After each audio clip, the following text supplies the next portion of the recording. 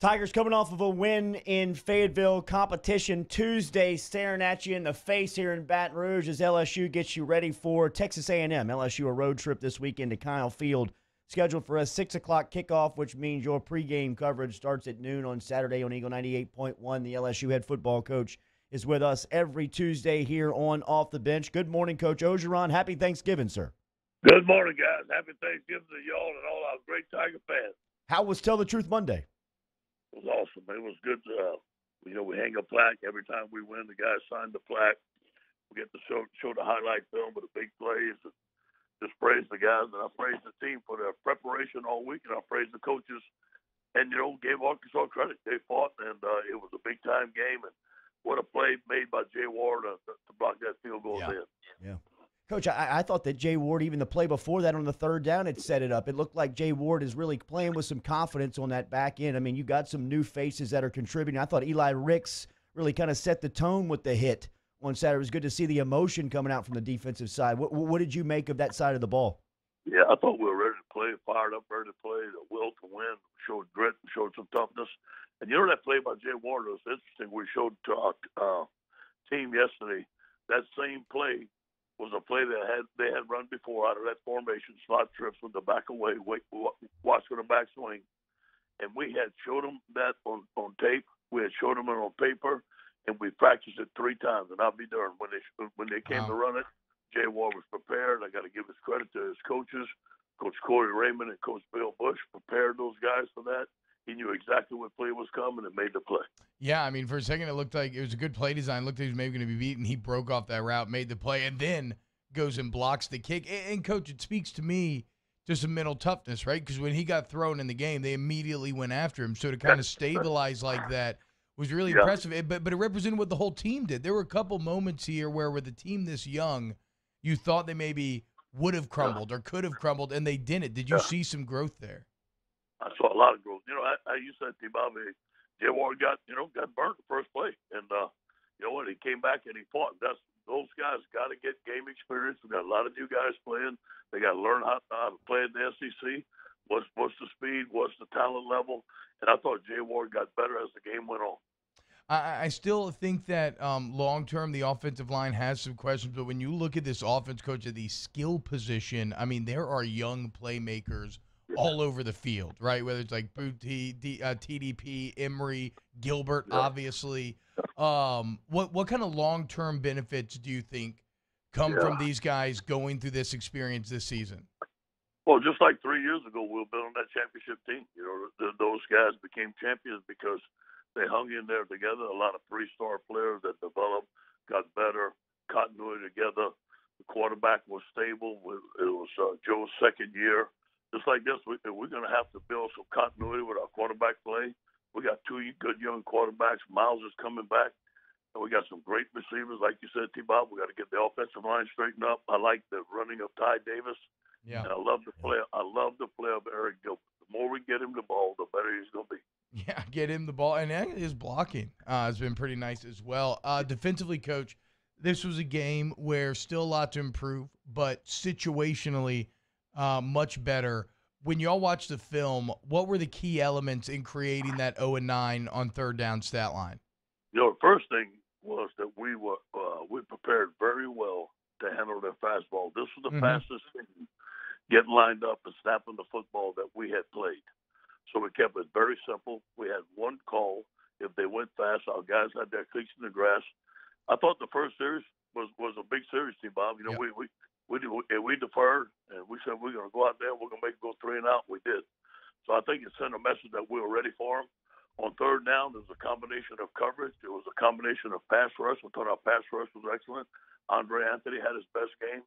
Joe Evans had his best game inside. So overall, I thought the defensive line did a good job against their offensive line. You brought up Ty Davis Price, Coach, and he ran hard. I thought he got a touchdown taken away from him late in that game. He looked like he caught that ball in the back of the end zone. Yeah. But when you look at your running back room, we've talked about Emery, we've talked about Curry. You brought up Ty Davis Price. Do you go off of a game, kind of the feeling of one may fit better than the other? Or do you have a guy emerging? Yeah, it all depends what we're running, and we wanted to be able to control the football. We wanted to be able to control block, and we did. And Ty Davis was the hot hand. You know, sometimes John is, sometimes Chris Curry is. But for us to have almost 42 minutes of time of possession, you got to give credit for Coach Hensminger calling the right plays. And Ty Davis made a lot of those yards on his own. What about the preview this week, Coach? Texas A&M and the challenges they offer up. Yeah, you know, their offensive line is much improved. I think they have one of the best offensive guards that, you know, I tried to recruit. Kenyon Green is an excellent guard. Kellen Mond is an outstanding quarterback.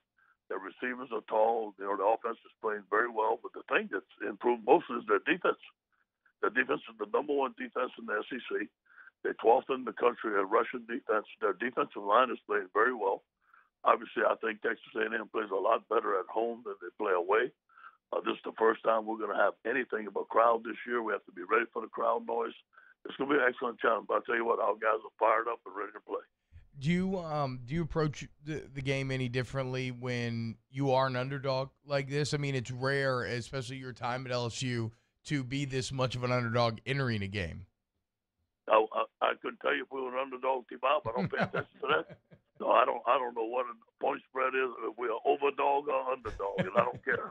I mean, I just know we played Texas A&M this week.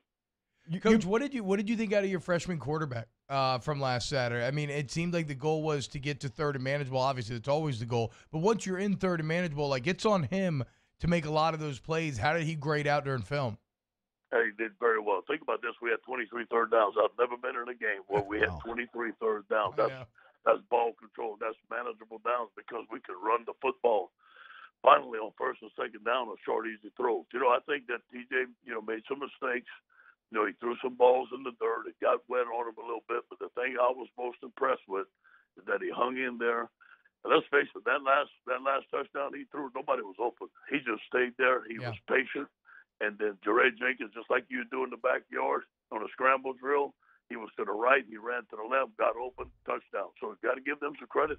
You know, one thing about TJ, he's got leadership and he's got ice in his veins. So that's what I was going to ask about because, and he does a great job of keeping his eyes downfield when he moves around. But, Coach, he was after the first play. So here's a cat who really had a rough game against Auburn, right? Could have been real easy for that to mess with his brain. After the first play, where it's just a little 3-yard scramble, this 18-year-old gets up and he's jawing at the Arkansas defense. Like he's talking trash to him. Yeah. Do y'all see that? Did y'all know that always about him? Did that come out in the game? Came out in the game. Came out in the first game. Now, his teammates knew him, but, you know, he's humble in practice. You know, him and Max are good friends. And you know, and Miles is the first-team quarterback. So, you know, those guys, you know, they kind of play their role a little bit. But, boy, once he stepped into the leadership role, he emerged, and I love it. How's recruiting going right now, Coach, at this point in the season? Excellent. You know, we have Power Hour. Our guys are really loving what we're doing. We have some tremendous relationships with all our commitments. We have a great class right now. I think we're going to fix and get some good news in a week or two, and you know, we're gonna be getting some big guys coming the next couple of weeks. How does this schedule work, Coach, this week with obviously a holiday on Thursday as you guys are in preparation? Yeah, you know, same schedule except for Thursday morning. We'll meet at 7 o'clock. We'll be off the field at 10:30. So our guys that live close to home will go home for Thanksgiving. Obviously, they have to be careful. And then we'll be back in the office at 10 o'clock on Friday morning and travel to Texas A&M and play a great game. I know you brought this up a little earlier, but you are preparing for a full crowd on Saturday, right? Yes, no question. Now, I don't know how much it is. I asked Derek this morning how many it's going to be. We don't know, but I'm preparing for as many people. You know, when I heard Dan Mullen after Florida, he thought that their crowd affected the football game. We got to be prepared for crowd noise. We got to be prepared for our snap count, whatever it takes. We can't let that deter us. How have you seen Dare progressing now that he's back in the building? Good. Yeah, it was good to have him back. You know, obviously a little rusty. But I think he played well. It was good to have him back. It gives the team confidence, gives the offensive line confidence, and it gives us a little depth there, which we need.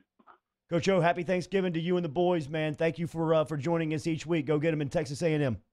Thank you, guys. Go Tigers. Yes, sir. Yes, sir. There's Coach O checking in from LSU football this morning as he gets his group prepared for a road trip on Saturday. LSU will be taking on Texas A&M as T-Bob tried to needle him there and ask him about being an underdog. 2 touchdowns underdogs, 14-point underdogs as they go in there to Texas A&M this week. A&M has not practiced for 2 weeks. What do you make of that storyline? You don't think that's a big deal?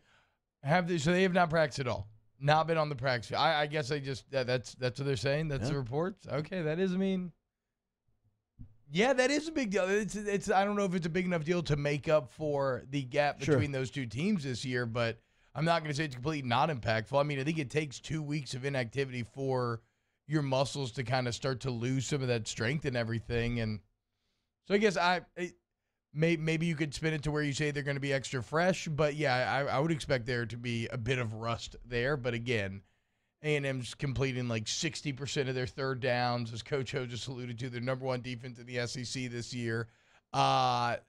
These are things that I don't know that rust can quite change, right? I don't know if it can make up for it. We will close that hour one next here at Off the Bench.